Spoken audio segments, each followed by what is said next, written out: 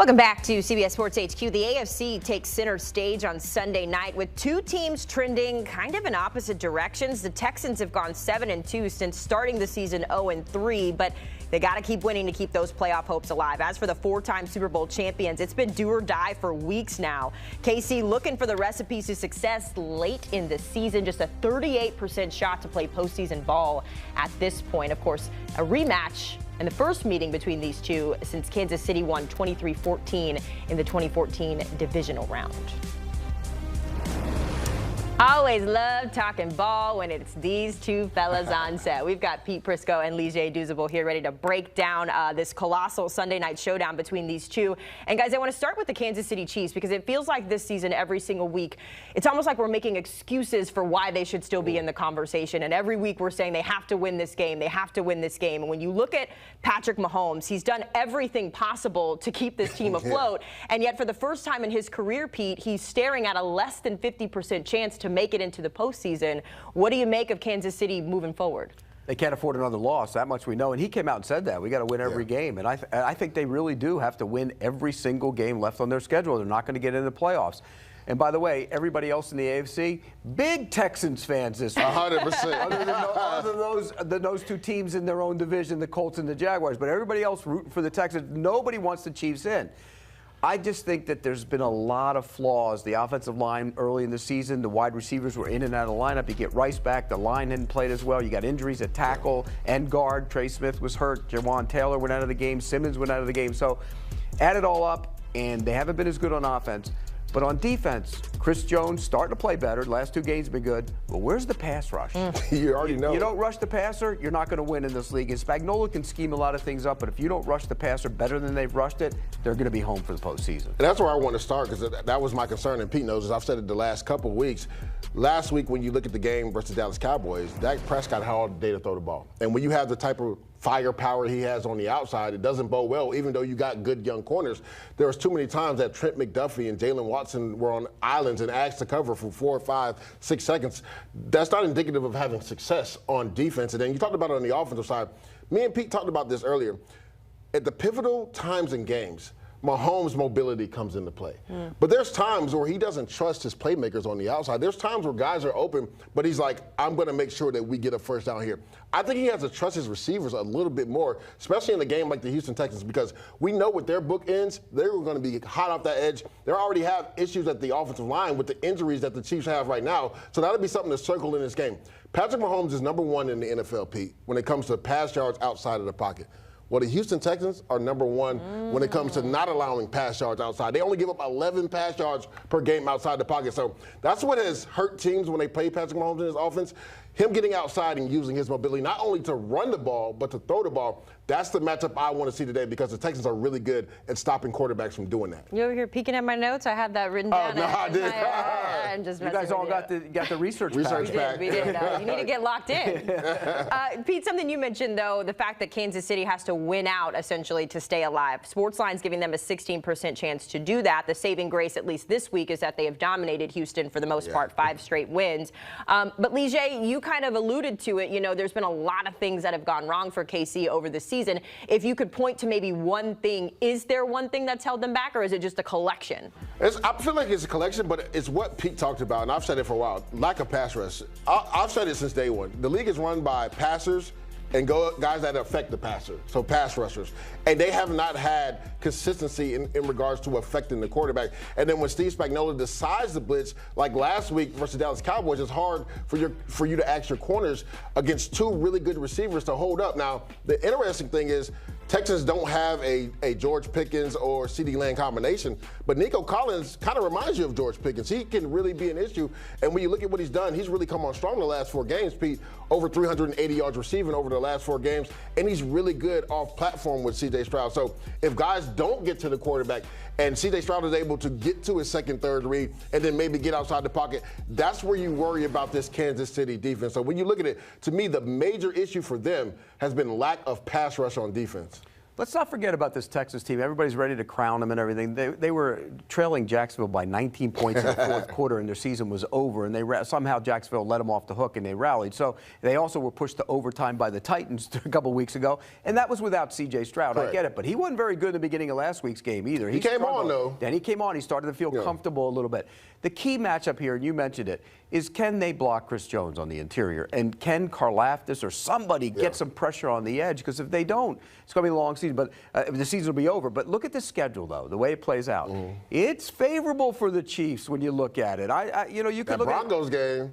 But that's at home, though. It's at home. Yeah, and so if it was at Denver, it'd be a different story. But it's at home. And so if they get past this one, which is at home, the Chargers, and then you look at the Titans, come on. Yeah. The schedule's favorable, and they close out with the Raiders, who might be moving But I mean, they still the have three. Even though they're at home, they have 3 challenging games, right? You talk about this game versus the Texans, the Chargers, who already beat them earlier this year and who are fighting for their playoff lives, and then the Denver Broncos, who are probably going to be jockeying. Could you see them sweeping all 4? They could because they're at home, and I believe they're 5-1 at home. They've been really good at home this year. They have not been very good on the road is where the struggles come. So as long as they're at home, it seems like they have a shot. I do want to go to the other side of this one where, to your point, C.J. Stroud has not been available, dealing with that concussion.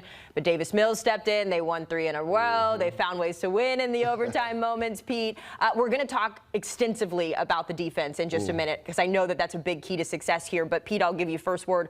What's been clicking for the Texans even without C.J. Stroud in the mix? Well, one thing that's improved is the offensive line. No question. I mean, they were a disaster to start the season, and they've kind of solidified the group up front, and they've settled on 5 guys, and they're much better than they were early in the season. And when that's the case, he's more comfortable, and everybody can stand back there. And you saw it with Davis Mills. He wasn't putting up gaudy numbers, but he was precise. He was accurate. He made the throws when he needed to make them. And I think C.J. Stroud in the second half against the Colts did the exact same thing. So that's the biggest difference is the offensive line. I would say, and then to couple that, Woody Marks, me and Pete, we've talked about him.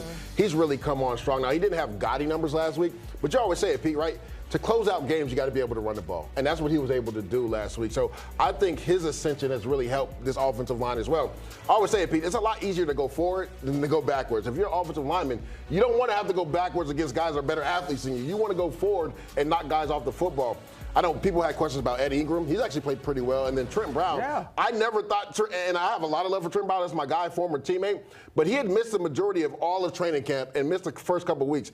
He has been like that key cog that's kind of solidified his offensive line. So I know that was a big get for them. So to Pete's point, the offensive line has been significantly better. They were a struggle bus the first couple of weeks of the season. Houston can be the first team in NFL history to make the playoffs in back-to-back years after starting the season 0-3. So you've got to give them credit for it's not how you start, it's how you finish. A tribute to D'Amico Ryan, by the way. What have you liked about him in this third year? He just has the right demeanor. The players respect him. You can see that. Even when things don't go well, he always has the mentality that they're going to rally and get this thing together. He seems like a coach's guy as well, too, for the players. Lige, I'm so glad I have you on. Chiefs Kingdom, gather round, because the rumor mill has been spinning louder than ever. But today, we finally have clarity. Tyreek Hill, the most electrifying playmaker to ever line up next to Patrick Mahomes, once again found his name at the center of NFL trade speculation. With Xavier Worthy dealing with a shoulder injury and the Chiefs needing reinforcements in the receiver room, the national media began to push one headline over and over again: could the cheetah come home? But tonight, we know exactly where things stand and what it truly means for Kansas City. For more than a year, tension has been rising between Tyreek Hill and the Miami Dolphins. Public criticism after the 2023 playoff collapse, frustration with coaching decisions, and the Dolphins' rocky start to 2025 all added fuel to the fire. From ESPN to NFL Network, analysts floated the idea that Miami could decide to cut ties and reset. And naturally, the Chiefs were immediately listed as the most logical landing spot. Because let's be honest, nobody knows Tyreek Hill better than Andy Reid, Patrick Mahomes, and this entire organization. Nobody used his speed, creativity, and explosiveness more effectively. And nobody built a better offense around him. So when Miami started taking calls, the Chiefs were the first team mentioned. But here's the truth behind the smoke. According to ESPN's Jeremy Fowler, the Dolphins are not ready to move on, not yet. They've answered calls, but shown no interest in pulling the trigger. They exercised Hill's bonus. They believe he still has value, and for now, they intend to hold on to him. However, this is where the story gets interesting. Every insider, from Fowler to Albert Breer, has said the same thing between the lines. If Miami's season continues to collapse, those phones will start ringing a little louder. And when they do, Kansas City is the first team on the list. Because even though the Chiefs aren't desperate, even though they've built a young receiver core with Rashee Rice, Xavier Worthy, and Hollywood Brown, even though they trust Nagy's system and Mahomes' leadership, everyone knows what Tyreek Hill represents. Instant danger, instant separation, instant game-breaking ability. One player who tilts the field the second he lines up. Right now, the Chiefs don't need to panic. Worthy's shoulder injury is not season-ending. He's avoided surgery, avoided IR, and has already returned to limited practices. Andy Reid confirmed he could be on track for a Week 3 return. Hollywood Brown is getting healthier. The chemistry between Mahomes and Rice continues to grow, and the Chiefs still have the most creative offensive mind in football designing the playbook. But the Chiefs also know this: championship windows demand preparation. You don't wait for a crisis, you stay ahead of it. And if Miami collapses, if frustrations grow, if Tyreek Hill himself starts to push for a fresh beginning, Kansas City will be ready. This is not 2019 Kansas City. This is a more mature, battle-tested version of the Chiefs, a version that knows how to win ugly, adjust on the fly, and stay patient until the knockout moment comes. Tyreek Hill may not be available today, but the door is not closed, far from it. And what Chiefs Kingdom should take away from all of this is simple. Kansas City remains the kind of franchise players want to return to. A franchise that builds champions, not headlines. A franchise with stability, leadership, and a quarterback who elevates careers. So let the rumors swirl. Let insiders speculate. Let Miami hold on to their star for now. Because if the tide turns, the Chiefs will be in position once again. Not out of need, but out of opportunity. Now, I want to hear from you, Chiefs Kingdom. Do you want Tyreek Hill back in red and gold? Do you think the Dolphins will eventually break and answer the phone? Drop your thoughts below, hit that like button, and subscribe to Chiefs Kingdom Report for everything happening around our team. The season is young, the story is just beginning, and Kansas City is far from finished.